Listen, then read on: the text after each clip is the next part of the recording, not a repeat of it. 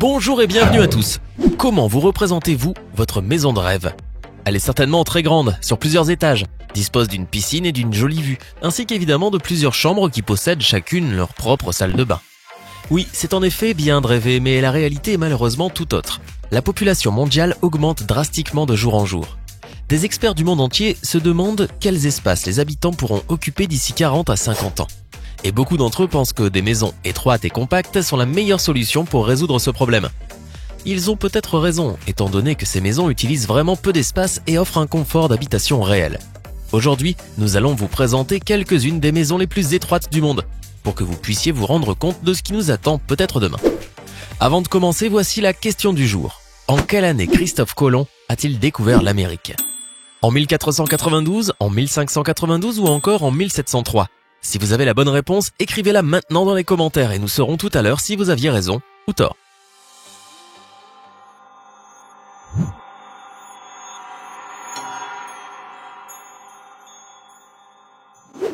Cette maison, caractérisée par sa très petite largeur, ne peut être confondue avec aucun autre bâtiment. En effet, elle est entourée de maisons tout à fait normales, ce qui rend le contraste encore plus étonnant. Tout a commencé parce qu'un jeune couple ne pouvait s'offrir une maison conventionnelle à Londres. Alors, ils ont acheté ce terrain d'une surface de 38 mètres carrés et ils ont commencé à construire eux-mêmes leur maison. À la fin est apparu ce joli bâtiment triangulaire. Les coûts de construction représentaient 323 000 livres, soit environ 361 328 €. Vous pensez que c'était une somme importante? En effet, les prix de l'immobilier londonien sont incroyablement hauts. Le coût de la maison et de l'aménagement intérieur est cependant beaucoup plus faible que les coûts normaux. Cela a coûté 100 000 livres de moins que toute autre construction immobilière de la ville. Cette maison possède plusieurs chambres et tout ce dont on a besoin pour vivre. De plus, la terrasse offre une vue magnifique. Tokyo est une des villes connues pour ses mini-maisons. Sa méthode de construction permet une optimisation maximale de l'espace, mais elle permet avant tout à chaque habitant moyen de la capitale japonaise d'avoir une maison à un prix abordable, ce qui n'est pas forcément possible avec des habitations de taille normale. La construction du bâtiment que vous voyez actuellement n'a duré qu'un an, et vous vous trompez si vous pensez qu'il n'y a de la place que pour une seule personne. Cette maison est conçue pour un jeune couple, il y a d'ailleurs même une chambre pour de futurs enfants. La surface habitable fait 70 mètres carrés, le propriétaire assure ne manquer en aucun cas de place. Le plus important pour lui, c'est qu'il ne s'embourbe pas dans des crédits sans fin et qu'il n'ait pas à en payer jusqu'à la fin de sa vie, même si sa propriété n'est pas très grande. En effet, les prix fonciers sont incroyablement hauts à Tokyo. Cette maison est une autre illustration montrant que la compacité peut parfaitement être compatible avec le confort. Ce bâtiment fait 2,2 mètres de large, mais il y a à l'intérieur une cuisine entièrement équipée et une chambre. Le salon et la salle à manger sont reliés. Le propriétaire avoue que sa maison est très petite. C'est aussi grand qu'une place de parking, mais c'est le prix à payer pour vivre dans la capitale. L'histoire de la maison qui suit est remarquable. Pendant la guerre civile américaine, deux frères ont hérité du terrain de leur père. Pendant que l'un était à la guerre, l'autre a construit une maison sans son autorisation qui se trouve toujours actuellement derrière la maison dont nous parlons actuellement. Quand le premier frère est revenu et a vu la maison construite sans son accord, il s'est énervé et a décidé de tout faire pour empêcher l'arrivée de la lumière du soleil et gâcher la vue de son frère voisin. Ce n'était pas un geste très noble, mais ça s'est passé il y a plus de 150 ans et c'est devenu une attraction touristique à Boston. Cette maison fait seulement 2 mètres de large, mais les architectes ont logiquement compensé la largeur étroite avec une hauteur plus élevée. Alors que les maisons que nous venons de voir sont seulement étroites, la prochaine est vraiment très exiguë. Elle se trouve dans la ville portoricaine de San Juan. Au contraire des autres bâtiments de cette vidéo, celui-ci n'est pas pensé comme une habitation. Il s'agit d'une des 10 plus étroites maisons du monde, une attraction touristique que les autochtones montrent fièrement aux touristes. La largeur extérieure fait 1,6 m, mais comme cette maison est de couleur jaune vif, elle se démarque des autres et a l'air beaucoup plus étroite qu'elle ne l'est en vérité. Il y a des gens qui sont persuadés que ce bâtiment est le plus étroit du monde, mais c'est faux. En effet, nous allons maintenant parler de celle qui est véritablement la maison la plus étroite du monde. En 2012, un nouveau record entre dans le Guinness Book, celui de la maison la plus étroite du monde. Elle se trouve à Varsovie, en Pologne. Elle fait 92 cm de large à l'endroit le plus étroit et 152 cm à l'endroit le plus large. Étonnamment, elle fait quand même 14 mètres carrés. C'est une toute petite maison de 2 étages qui se trouve entre 2 maisons de taille normale. On y trouve une cuisine, une salle de bain et bien sûr une chambre à coucher, mais malheureusement pour les intéressés, on ne peut pas y vivre. Cette maison est en fait un projet artistique d'un architecte polonais. Son idée était que les gens qui séjournaient dans ce tout petit espace ressentent un sentiment intense de vie. Mais le concept n'a pas vraiment fonctionné. En effet, seul un journaliste y a passé la nuit et a ensuite exprimé son mal-être, autant physique que psychique. Des maisons étroites sont construites partout dans le monde. Ce bâtiment se trouve dans le nord de l'Allemagne, à Kiel. Son créateur pense que l'architecte moderne n'a pas besoin de beaucoup d'espace. Un petit interstice entre deux bâtiments est largement suffisant. Le bâtiment est de forme triangulaire, c'est pourquoi la largeur avant fait 4,5 mètres tandis que celle arrière fait seulement 80 cm. Si vous avez regardé cette vidéo attentivement, alors vous devez vous dire que 4,5 mètres de largeur, c'est très généreux quand il existe des bâtiments qui font seulement 2,5 mètres de large. C'est vrai que 4,5 mètres de large, c'est relativement peu comparé à des constructions normales. Comme le bâtiment s'incline vers l'arrière, il y a beaucoup moins de place que l'on ne croit à première vue.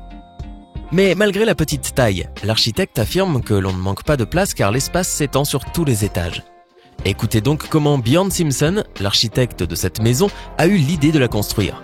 En fait, lorsqu'il était encore étudiant, il est passé devant ce lieu et il a remarqué un interstice entre les deux bâtiments. De ce fait, il a décidé pour s'amuser d'imaginer une maison dans cet interstice et quelques années plus tard, son projet est devenu réalité. La façade de cette maison n'est pas particulièrement remarquable, mais lorsqu'on en fait le tour, tout est particulier. L'agent immobilier appelle affectueusement ce bâtiment de style colonial espagnol la tranche de fromage et explique que c'est la maison la plus invraisemblable qu'elle ait jamais vendue.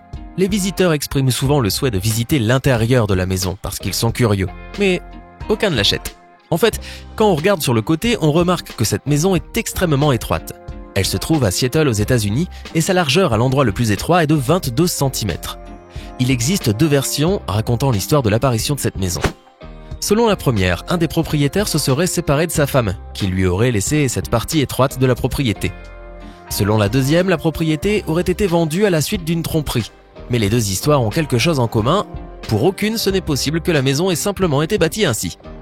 Quoi qu'il en soit, la maison est là. Elle est jolie et possède 2 belles chambres et salles de bain. De plus, il y a également assez de place pour y vivre confortablement. On y trouve aussi beaucoup d'armoires et d'étagères dans lesquelles on peut ranger beaucoup de choses. Et lorsqu'on est à l'intérieur, la forme improbable de cette maison ne se remarque même pas. Le Japon est un pays qui manque énormément d'espace et cela pénalise le prix des habitations. Chacun cherche à fuir cette situation. L'entreprise Mitsushi Architect Atelier a décidé par exemple de construire ce genre de maison étroite. Cela s'appelle Orinoshi et se trouve sur un tout petit terrain triangulaire. C'est étonnant, mais une famille de 3 personnes peut confortablement habiter dans cette maison. Sur 30 mètres carrés, on trouve 2 chambres, une cuisine, une chambre d'amis et même une place de garage. Ne vous laissez pas surprendre par la taille de cette maison de Londres. Car elle coûte, attention, tenez-vous bien, 1 million de livres, ce qui représente environ 1 800 050 €. Mais elle est cependant extrêmement spacieuse et confortable. Selon la propriétaire, on y trouverait tout ce dont on peut rêver. Sur les 3 étages se trouvent 3 salles de bain et 4 chambres à coucher, chacune assez grande pour ne pas se sentir à l'étroit. La porte arrière mène sur une cour mignonne, mais pas trop étroite. Généralement, les propriétaires sont totalement satisfaits. Et il est aussi intéressant de voir que ce bâtiment n'a pas toujours été aussi accueillant. Il y a encore 10 ans, cela n'était pas aussi attractif. Autrefois, il ne s'y trouvait que 2 chambres. En effet, des rénovations peuvent tout changer. Lorsqu'on regarde cette maison incroyablement étroite, on a l'impression qu'elle vient tout droit de l'univers d'Harry Potter. Vous connaissez sûrement ce sortilège d'extension qui augmente la capacité d'une pièce selon le besoin. C'est exactement pareil ici. La petite et très étroite maison de Toronto possède une cuisine spacieuse, ainsi qu'une salle de bain, un salon et 2 chambres à coucher. De plus, on y trouve aussi une 2e salle de bain, une chambre principale, une salle à manger et attention, un tout petit sauna. La largeur extérieure de la maison mesure 2,2 mètres et la largeur intérieure 1,1 mètre. Les architectes de cette maison, qui ont conçu cette maison, affirment très fièrement que cette petite maison a tout ce dont on a besoin pour mener une vie heureuse. C'est évidemment trop petit pour organiser une grosse fête avec beaucoup d'invités, mais sinon la maison est parfaite. Cela paraît peut-être étrange, mais l'arrière-cour qui se trouve autour de la maison est plus large que la maison elle-même. De ce fait, les propriétaires demandent à leurs invités de s'installer dehors lorsqu'ils veulent organiser une fête. Alors, laquelle de ces minuscules mini-maisons avez-vous préférée ? Faites-le nous savoir dans les commentaires. Sinon, Christophe Colomb a découvert l'Amérique en 1492. Il n'est cependant pas le premier à l'avoir découvert. On soupçonne les Vikings d'y avoir effectué des voyages depuis le Xe siècle. Hey, c'est tout pour aujourd'hui. Si vous avez aimé la vidéo, n'oubliez pas de la liker et de la partager avec vos amis. Et si vous êtes nouveau sur la chaîne, n'oubliez pas de vous abonner et d'activer la notification. Bye bye!